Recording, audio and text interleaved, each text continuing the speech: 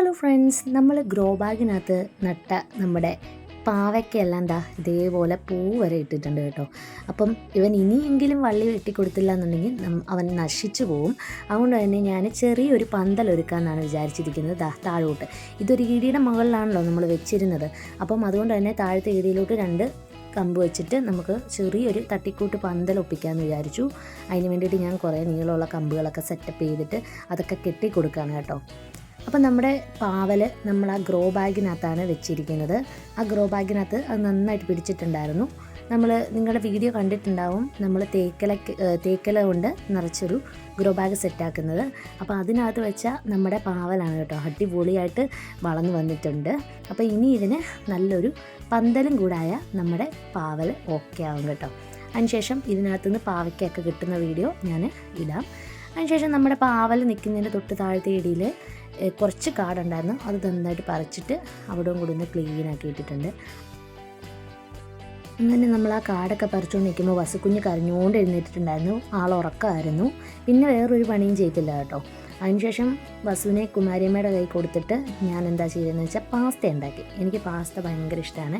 അതിൻ്റെ കൂടെ നമ്മൾ ഇപ്പി ഉണ്ടാക്കുമ്പോൾ കിട്ടുന്ന മസാലയും കൂടെ ചേർത്തിട്ടാണ് കേട്ടോ ഉണ്ടാക്കിയത്.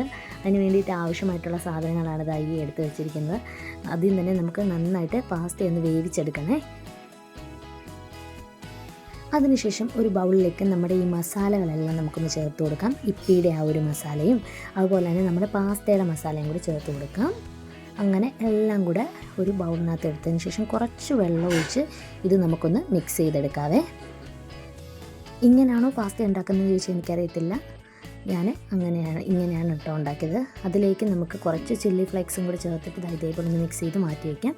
ഇനി ഒരു പാൻ ചൂടാക്കി അതിലേക്ക് കുറച്ച് വെളിച്ചെണ്ണ ഒഴിച്ച് കൊടുത്തിട്ട്, ബട്ടറിനകത്തൊക്കെയാണ് ആൾക്കാർ ഉണ്ടാക്കുന്നത് കണ്ടിട്ടുള്ളത്, അതിലേക്ക് നമുക്ക് ഈ സാധനം എല്ലാം കൂടി ചേർത്തൊന്ന് വഴറ്റിയെടുക്കാം. അങ്ങനെ വഴറ്റിയെടുത്തതിന് ശേഷം കുറച്ച് കെച്ചപ്പ് അഥവാ സോസ്, ടൊമാറ്റോ സോസ്, അതുപോലെ തന്നെ soya sauce, red chilli sauce കൂടി നമുക്ക് ചേർത്ത് കൊടുക്കാം. അതിനുശേഷം നന്നായിട്ട് കൈവിടാതെ തന്നെ ഇതേപോലെ ഒന്ന് ഇളക്കി കൊടുക്കാതെ ഇതിലേക്കാണ് ഇനി നമ്മൾ തയ്യാറാക്കി വെച്ചിരിക്കുന്ന ആ മസാലയുടെ ആ ഒരു സംഭവം ഉണ്ടല്ലോ അത് ചേർത്ത് കൊടുക്കുന്നത്.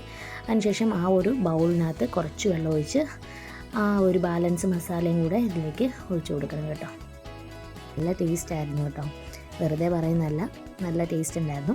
ഇനി നമുക്ക് ഈ ഒരു മിക്സിലേക്ക് നമ്മുടെ വേവിച്ച് വെച്ചിരിക്കുന്ന പാസ്തയും കൂടി ചേർത്ത് കൊടുത്ത് നന്നായിട്ടൊന്ന് യോജിപ്പിച്ചെടുക്കാം.